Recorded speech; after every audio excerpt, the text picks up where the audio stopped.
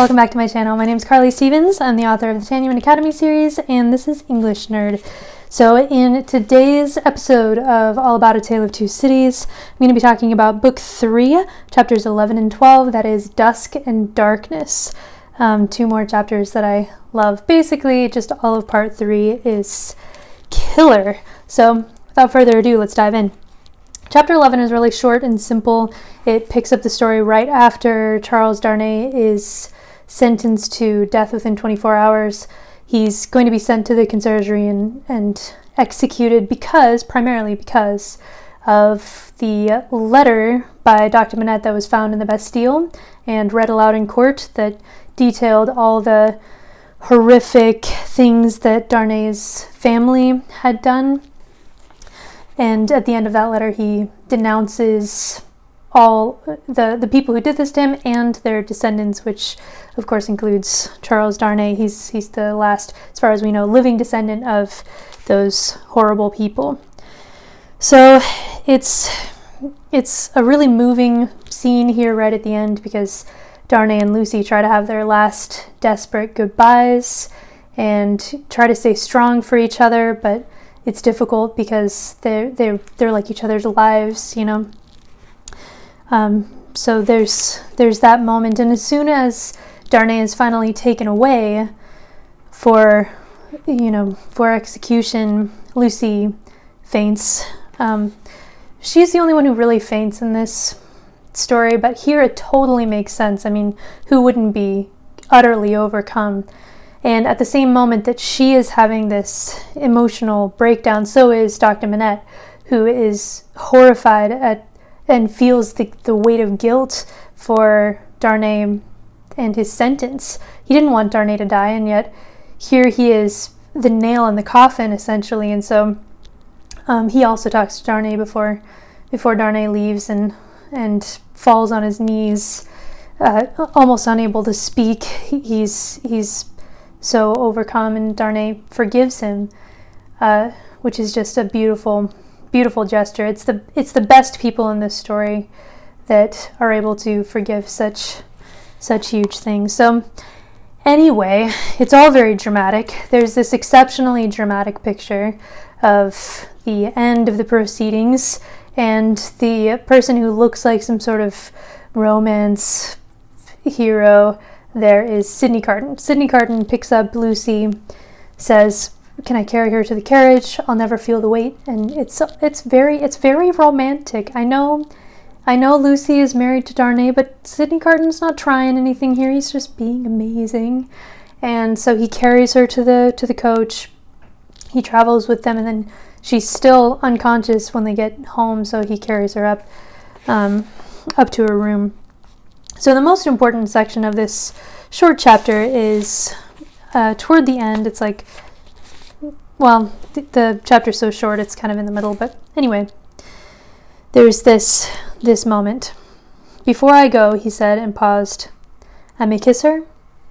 It was remembered afterwards that when he bent down and touched her face with his lips, he murmured some words. The child who was nearest to him, that's little Lucy, told them afterwards, and told her grandchildren when she was a handsome old lady, that she heard him say, "A life you love." So, one thing to see here is that we finally get some positive foreshadowing. Finally. We've had all this negative foreshadowing in layers all the way from the beginning of the story, and here it says that little Lucy remembers this moment when she is a handsome old lady. And so that means that despite the fact that in chapter 3 Madame Defarge pointed at little Lucy with her knitting needle and there was that shadow that fell upon them, and we know that little Lucy's added to the register, here, I mean, it's foreshadowing's kind of a weak word for it. We know that little Lucy at least makes it out of this, which is beautiful. And then of course we need to address what Carton says to Lucy. It's the only thing that he says to her directly in this chapter, and he just murmurs, "A life you love," which wouldn't make a whole lot of sense to anybody who overheard, except that we know in the Fellow of No Delicacy chapter, I'll just go back and read it for you. in case you've forgotten, Carton, when he's declaring his love for Lucy and saying, it's good that you don't love me back because I would only drag you down, he finishes by saying, think now and then that there is a man who would give his life to keep a life you love beside you. A life you love. And he refers directly back to that promise that he made to Lucy, which is just, it's just wonderful. Okay, but we need to talk about chapter 12, Darkness, which is even more significant in several ways. As you guys know, since you've read this, it's a shocking chapter and kind of a delightful one too. So, chapter 12, Darkness. Sidney Carton is making plans. He says, okay, I'll meet Mr. Lorry in a couple hours, but wouldn't it be a good idea for me to just kind of go around town and let people out there know that there's somebody who looks like Darnay who isn't Darnay? This is going to help with Carton's plan, which is becoming more and more obvious. I'm not going to necessarily state it right at this moment, but if you haven't figured it out, look at the clues, you can figure it out. So he says, okay, I need people to see my face. I need people to know that I look like him, but I'm not him. So he gets himself all ready. He doesn't have any strong drink, it says. Since last night, he had taken nothing but a little light, thin wine, which people would drink just because the water was bad, and alcohol had less, fewer germs and stuff. And last night, he had dropped the brandy slowly on Mr. Lorry's hearth like a man who had done with it. I mentioned that back in the Game Made chapter, but that's a significant moment for Carton's character when he pours out that brandy. Okay, so Carton goes to the wine shop, and I love this because it's Carton the spy. He uses all of his brilliant skills and knowledge to accomplish his goals. So he goes in, he orders some wine from Madame Defarge, and he pretends like he can't speak French. We know that he speaks perfect French because he and Stryver both basically did a study abroad program in France. So his French is impeccable, but he pretends like he can't speak it. He has this terrible accent. Oui, madame. Just oui anglais. You know, he's really playing up this idea that he can't speak French. That way, if Madame Defarge believes it, then she'll feel free to say whatever she wants without fear of being overheard by somebody.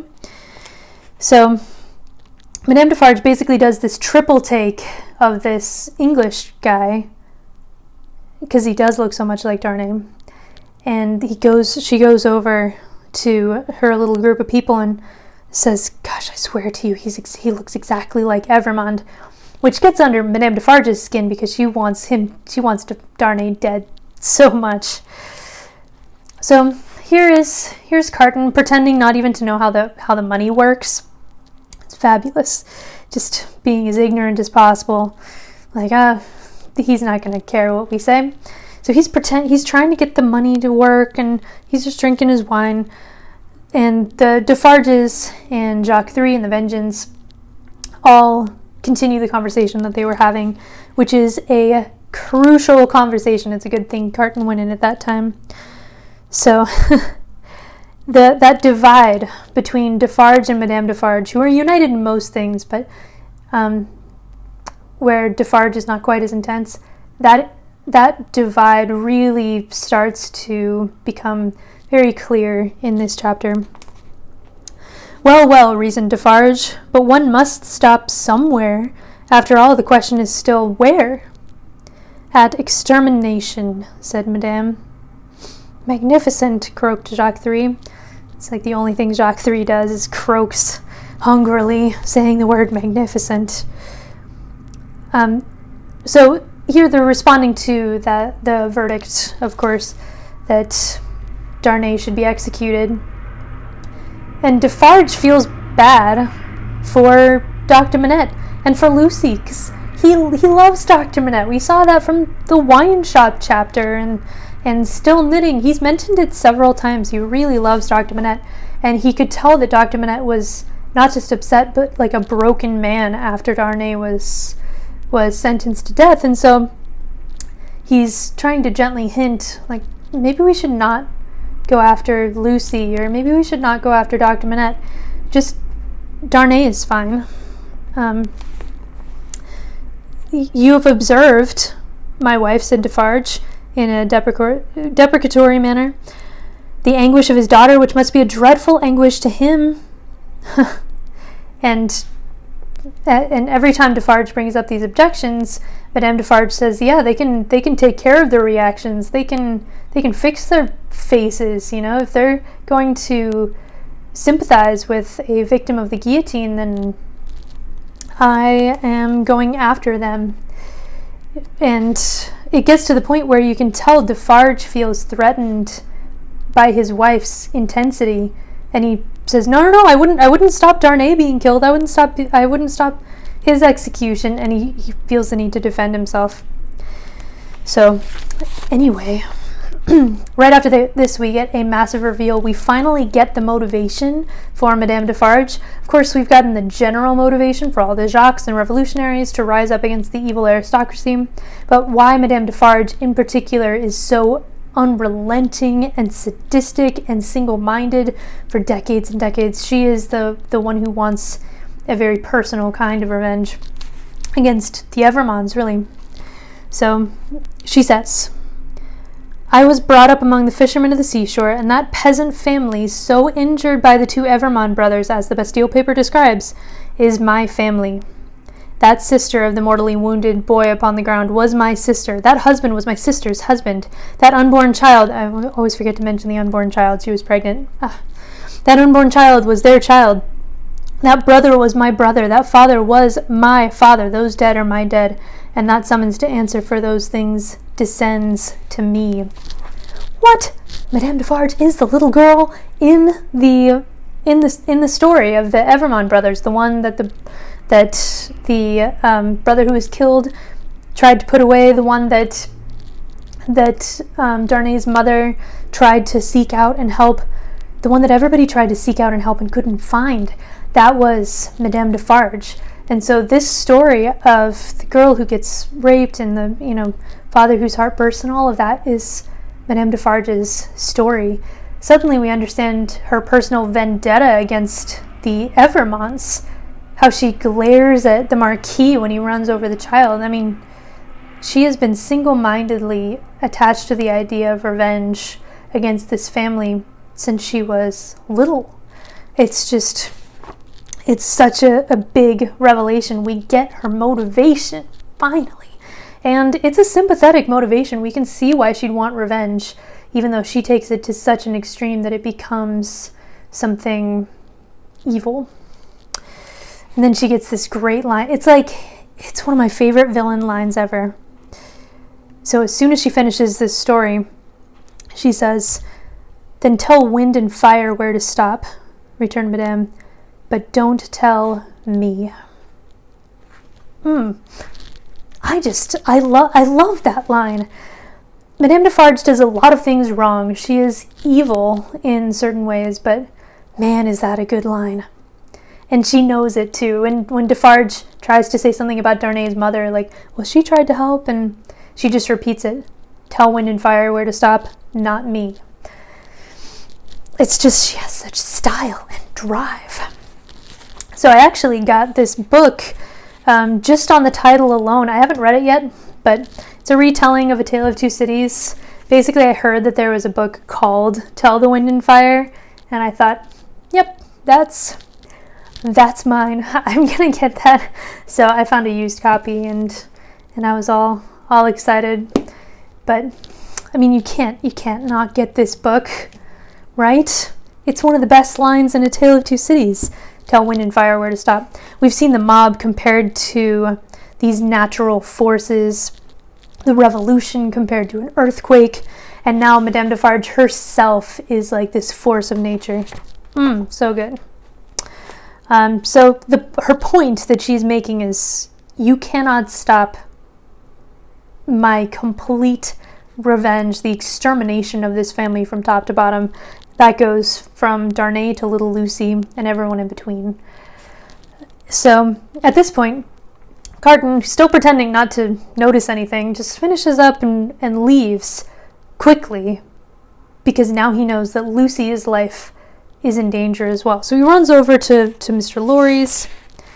Dr. Manette is there with Laurie, begging for his shoemaker's bench, which was destroyed back in the 9 days chapter, so we can't find it, but he's relapsed worse than before. He's just begging to finish his shoes, and Mr. Laurie's distraught because Darnay is going to be killed and his friend Dr. Manette is in such a state. Into this chaos comes Carton, who says, they're coming after Lucy, they're coming after all of you, but you'll save them all, Mr. Laurie. Here's how you're going to do it. Tell Lucy to get ready to leave France. I know it's going to go against her better judgment about being there, when Darnay is killed, for him, I guess, but she needs to leave. I'm going to go run some errands and stuff, and as soon as I come to your carriage, wait here, and as soon as I come to the carriage, take me in and ride as fast as you can away. It's a pretty simple plan, and Laurie at this point is so grief-stricken and suggestible that he goes, okay, anything that'll help them. Carton is the strongest character at this point. He's the one taking authority, and it's this delightful reversal of roles once again for the different characters. So that's it. Wait for nothing but to have my place occupied, and then for England. One last little note, since I'm an English teacher, is that you'll notice that he phrases that in a passive way. Wait for nothing but to have my place occupied. By whom? If he had put that in an active way, then the meaning might be different, but he phrases it very carefully. Wait for my place to be occupied, and then go. Whew. Okay. I'll see you for the next installment. Until then, have a good life, be of good cheer. I'll see you soon.